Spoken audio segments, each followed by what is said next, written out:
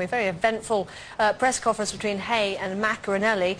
No Hay, though. He didn't turn up. Macaronelli did. Frank Warren wasn't very happy about Hay's no show. Apparently, he could be there. He might not be. Natalie, fill us in. And who are you talking to now? Well, we're still not quite sure. We think he's in the building. There was talk of him being here for 1:30. We haven't seen him yet. As soon as I do get to the bottom of it, of course, I'll let you know. But joining me at the moment is Tanta's boxing expert, resident expert, Steve Bunce, Buncie as we like to call him. What do you make of Hay not showing up then today? Well, we've got this rumour. It was released last night at 4 o'clock in the morning. That's the type of guy that David Hay is. He released it on his, I think, on his computer site, saying that he wouldn't be around. 4 o'clock. He sent a press release out to all of us. Now, I don't know about you, there aren't that many journalists up at 4 o'clock in the morning, so we didn't find out till this morning, 10 o'clock. He is in this building somewhere. He is here at the O2. Now, whether he'll accept an invitation to come upstairs, I'm not sure. I don't think he will. I think he's come here, scoring a point. He's somewhere downstairs having a coffee. He loves to drink big cups of black coffee. He'll do a couple of litres of black coffee. So he'll be downstairs. My bet is go and look in a Starbucks, you'll find David Hay. However, he could make a grand entrance, but Enzo Macaronelli's still in the building. I'm not sure he'll make a grand entrance until Enzo Macaronelli's gone, because there's potential for fireworks. These guys have been training for 2 months. This fight was announced on the 28th of December last year. They're ready. So having them meet on an escalator, having them meet in a hallway, could be bad business. Now, what do you think to the fact that some of the journalists have said this doesn't have the spice of Ben Eubank, the second, the rematch, because those two genuinely hated each other. These two, they know each other from their amateur days. They don't hate each other, do they? They don't hate each other, but there's not a lot of love lost between them, especially with Enzo. Don't be fooled by Enzo's cheeky, chirpy little face. He, I think, really dislikes Hay. Hay has got this image. Hay's the playboy. Hay's the good-looking guy, in theory. Hay's the guy that's got all the glamorous girlfriends. He's got 7,000 women, most of them half naked, on his website. Allegedly, Steve. No, they're on his website, and they're on his website. Those are his fans.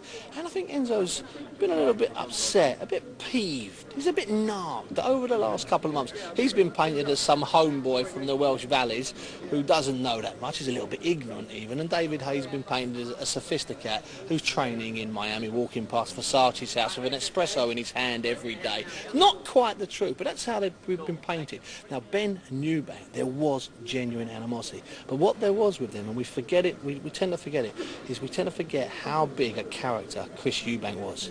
He was, at that time, 1990, 91, 92, 93, 94, 95, 96, he was bigger than sport. He was enormous. He demanded front page, he demanded back page.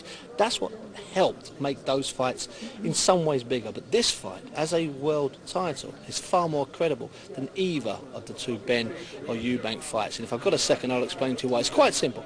When Ben first fought Eubank in 1990, they fought for Ben's WBO middleweight title. At the time, neither of those two were the best middleweight in Britain. The best middleweight in Britain was a guy called Harold Graham, the British champion, who lived in Sheffield, 70 miles away. When they had their rematch in 1993, 42,000 people at the Theatre of Dreams. Great fight, don't get me wrong, ended in a draw.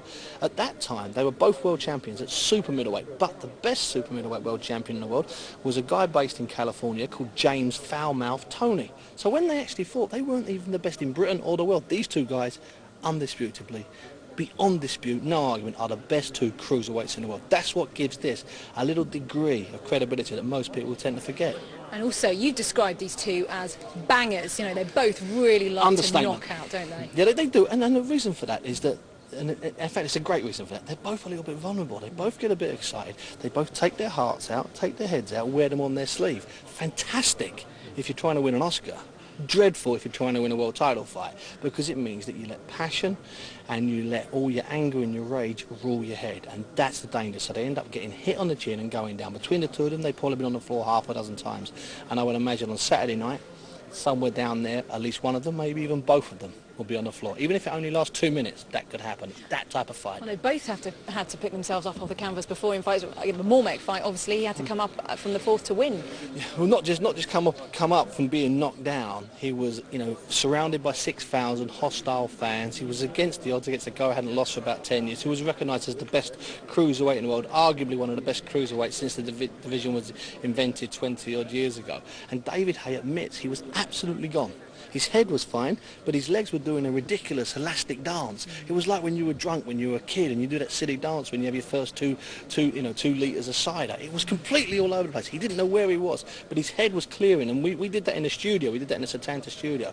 We screened it live, and you could see David's eyes. They were completely wild, and they were just coming into focus. He did very well to recover from that knockdown. That was a good shot he got hit with, though. But he said after that fight, I'll never fight a cruiserweight again. I'm going to make the next step up. It's too hard. I was dehydrated. So why then? Is it the money? Is it the paydays? The glory? What is it that's made him take this fight? Well, he'd like to tell you that it's the glory. He'd like to tell you it's got nothing to do with the money, and I'm here today to tell you that it's the money. And it's the money, and it's simple. And you know what? There's nothing wrong with that. Why should there be anything wrong with that? He was offered a shed load of money. Frank Warren alluded to it during the press conference, and he may have spoken to you earlier and mentioned it. Frank Warren's paying him a record sum, and that's why he is fighting at this weight for one more time only. And you know what? That's okay. We've all done things that we possibly shouldn't do, but if there's enough money on the table, we'll do it. I don't know about that, but let's get your prediction then, because Enzo's going into this fight as the underdog, isn't he? But what do you reckon? Could he cause an upset? Enzo, in theory, is the underdog because he's only going in with one belt. Now, a year ago, I was big for David Haye. I thought David Haye had too much amateur experience. He went to 2 world championships. He lost in the final of one of them. I thought David Haye had just a bit too much experience, a bit too much power. But I've seen a new Enzo Maccarinelli. Since he's been under the tutelage of Enzo Calzaghe, Joe Calzaghe's dad, he is a different fighter. He's a more controlled fighter. He's a more cautious and a more wary fighter. And I have a feeling that could be the ingredient that sways the fight here. And as for prediction, there's no way I'm giving you a prediction right now. It's going to be a terrific fight. That's my only prediction. It absolutely will be a terrific fight. And if Haye doesn't turn up, Buncie's going to try and get himself up to weight, all right? Back to you guys in the studio. Thanks a lot there, Natalie. I dare challenge Steve Bunce there, but I bet Enzo Maccarinelli hopes that David Haye isn't quite as elusive come fight night. Indeed. Do